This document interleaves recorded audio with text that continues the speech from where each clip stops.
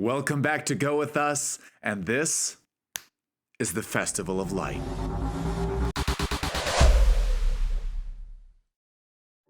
Welcome back, everyone. We cannot believe that we're in November already. November just kicked off with a Dia de Muertos event on the 1st and 2nd, which was awesome. But now it's time to move away from the darkness and to step into the light with the Festival of Lights event happening in Pokémon Go. We have another brand new Pokémon Go debut, we have another shiny debut, and we also have some really underrated bonuses in here that we're going to discuss. So we're going to break down all of the details and help you guys maximize on this event. As always, let's start off with dates. It looks like it's going to be happening on next Tuesday, the 7th of November at 10 a.m., running for 5 days until Sunday, November 12th at 8 p.m. local time. There's going to be a total of 3 event bonuses. Trainers are going to be able to get 2 times Hatch Candy. We're also going to be able to get 2 times Hatch Stardust, and Incense activated during this event is going to last for a total of double the duration, for a total of 2 hours. And remember, this is going to be the green Incense and not the blue one, which is the daily Incense. There's also going to be one additional bonus for trainers that live in India. It really looks like Pokemon Go and Niantic is making a push, especially in the country of India, to grow the game. You guys are going to get a collection challenge where you're going to be able to encounter that new debut Pokemon in the game, and you're also going to get some XP and some Stardust as well. The wild spawns during this event are going to be Pikachu, Vulpix, Ponyta, Magnemite, Voltorb, Chinchou, Mareep, Slugma, Electrike, Litwick, and we have Tadbulb, which is of course our new Pokemon Go debut. We're going to be talking about that in a little bit toward the end. And we also have Morelull in there. Morelull is going to be making its shiny debut for the first time in Pokemon Go, and remember, that's a permanently boosted Stardust Pokemon, so a great time to go after that too. Because of the Incense bonus during this event, it looks like there's going to be wild Pokemon that are going to be drawn to Incense more frequently.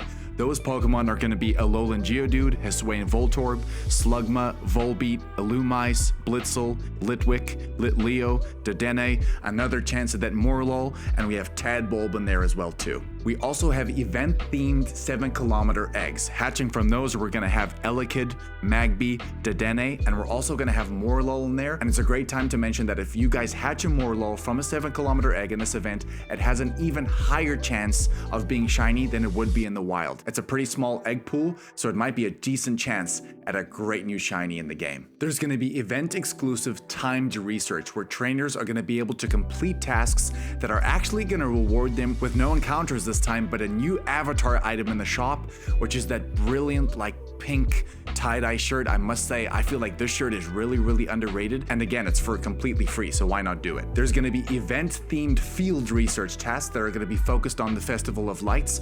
It looks like the Pokemon that we're going to be able to encounter there are going to be Darumaka, that 100% IV is going to be 618. We're going to be able to encounter Morelull there too, that 100% IV is going to be 442, and we're also going to be able to encounter the new Pokemon Go debut Tadbulb, and that 100% IV is going to be 390. Showcases, of course, are coming back, and remember guys, take advantage of these showcases. Sometimes they get really stacked and you have a great chance at premium items. It looks like we're going to be able to enter Litwick, and of course we're going to be able to enter that Tadbulb, probably in the XXL form most likely, but there might be a few showcases in the XXS form too. Let's quickly break down the new Pokemon Go debut, Tadbulb. Tadbulb is an electric type Pokemon originally coming from the Paldea region. Tadbulb evolves into Bellibolt using 50 candy, and while Bellibolt is also only an electric type, it's not gonna have the best utility in the game as a raid attacker because its attack stat is pretty lackluster, and there are just way other Pokemon in this specific electric type category that are gonna be able to do far more damage per second, such as those Shadow Raikos and their Shadow Magnezones, for example, so it is a budget Pokemon that you can use. But where this Pokemon might really shine, because it only has one weakness, which is ground, is going to be in the Go Battle League.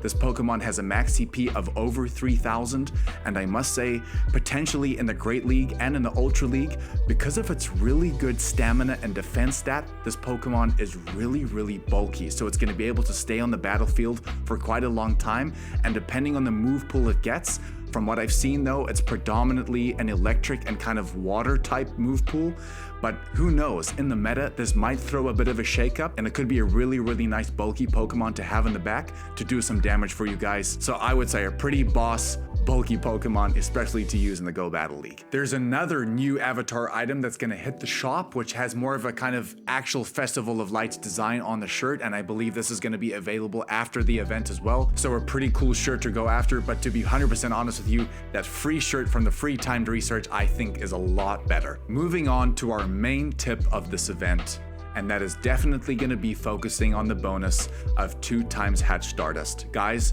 we're only going to give you guys one tip, but this is a big tip. Please do everything in your power. You guys have got a total of 5 days to maximize this.